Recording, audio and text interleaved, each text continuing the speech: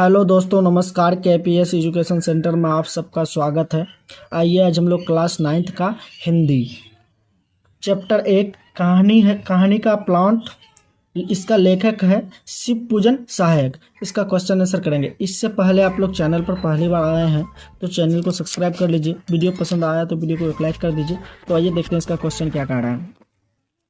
Question में कह रहा है, क्वेश्चन नंबर 1 में, लेखक ने ऐसा क्यों कहा है कि कहानी लिखने योग्य प्रतिभा भी मुझ में नहीं है, जबकि यह कहानी श्रेष्ठ कहानियों में एक है। तो ये इसका हम लोग क्वेश्चन यहाँ लिख के रखे हैं। तो देखिए इसका क्वेश्चन क्या कह रहा है।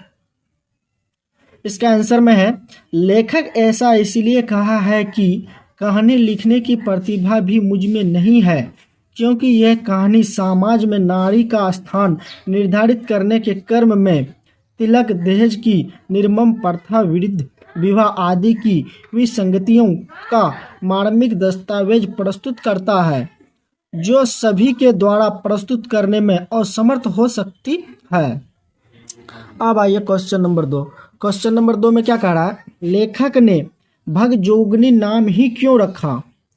तो इसका आंसर है, यह कहानी देहाती घटना के आधार पर लिखा गया है, जो ग्रामीण परिवेश को उभरता है, इसीलिए देहाती भगजोगनी लेखक ने रखा।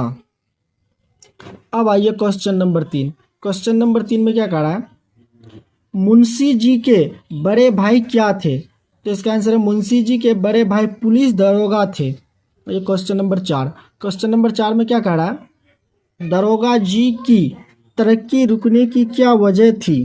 तो इसका आंसर है, दरोगा जी की तरक्की रुकने की वजह उनकी घोड़ी थी, जिसके कारण वह दरोगा ही रह गए, सिर्फ घोड़ी के मोहब्बत से। अब आइए क्वेश्चन नंबर 5। क्वेश्चन नंबर 5 में क्या कह रहा है, 5 में कह रहा है, मुंशी जी अपने बड़े भाई से कैसे उरीन हुए। तो इसका आंसर, एक घोड़े अफसर के हाथ खासी रकम पर घोड़े को बेचकर मुंशी जी अपने बड़े भाई से उरीन हुए। आइए क्वेश्चन नंबर 6।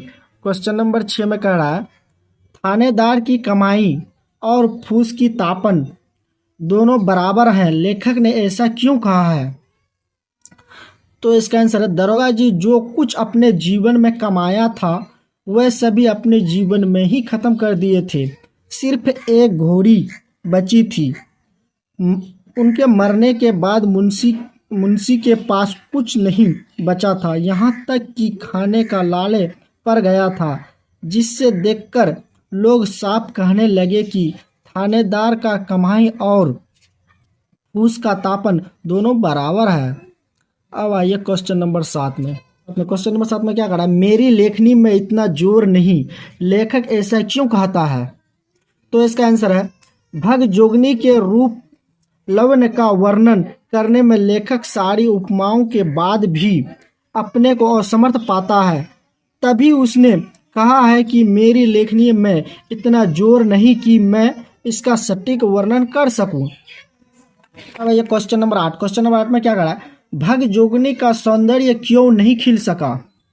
तो इसका आंसर है, भगजोगनी का सौंदर्य गरीबी के कारण नहीं खिल सका, वह दाने दाने को तरसती थी, एक बित्ते कपड़े का मोहताज थी, सिर में लगाने के एक चुल्लू अलसी का तेल भी नसीब नहीं था, तो फिर सौंदर्य देवता कैसे टिकते। ये क्वेश्चन नंबर 9 में। क्वेश्चन नंबर 9 में कह रहा है, मुंशी जी गल फांसी लगाकर क्यों मरना चाहते थे। तो इसका आंसर, भगजोगनी की दशा देखकर अपनी गरीबी पर तरस खाकर बदहाली की जिंदगी जीने से मजबूर होकर गल फांसी लगा लेना चाहते हैं मुंशी जी। क्वेश्चन नंबर 10 में चलते हैं। क्वेश्चन नंबर 10 में क्या कह रहा है, भगजोगनी का दूसरा वर्तमान नवयुवक पति उसका ही सौतेला बेटा है। यह घटना समाज की किस बुराई को उस बुराई की ओर संकेत करती है और क्यों। तो इसका आंसर, भगजोगनी की शादी वृद्ध से हुई थी, वृद्ध बूढ़ा से हुई थी, जो उसके तरुणाई आते यानी जवानी खूबसूरती आते मर गया। आज वह युवती है, पूर्ण युवती। उसका सौंदर्य उसके वर्तमान पति का स्वर्गीय धन है, दूसरा पति उसका सौतेला बेटा। यही समाज की नियति है कि वह इस वातावरण में जीने को मजबूर है। आइए अब क्वेश्चन नंबर 11 पर चलते हैं। 11 में कह रहा है इस कहानी का सारांश अपने शब्दों में लिखे। तो इसको जो आप लोग स्वयं खुद कर लेना है, ठीक है। इसका जो अपने शब्दों में जो इसका सारांश लिखना है उसको आप लोग अपने से खुद कर लेना है। आइए अब कह रहा है 12 नंबर। 12 नंबर कह रहा है आज से स्पष्ट करे। तो इसमें 2 क्वेश्चन दिया गया है। आज से स्पष्ट करे क ख। तो इसको मैं जो लिख भी दिया हूँ और प्लस इसका PDF भी मिल जाएगा इसका डिस्क्रिप्शन बॉक्स में। तो आप लोग अगर चाहते हैं तो इसको वीडियो पोस्ट करके लिख भी सकते हैं, वो नहीं तो इसका डिस्क्रिप्शन चेक कीजिए, आप लोग को वहाँ पर PDF मिल जाएगा।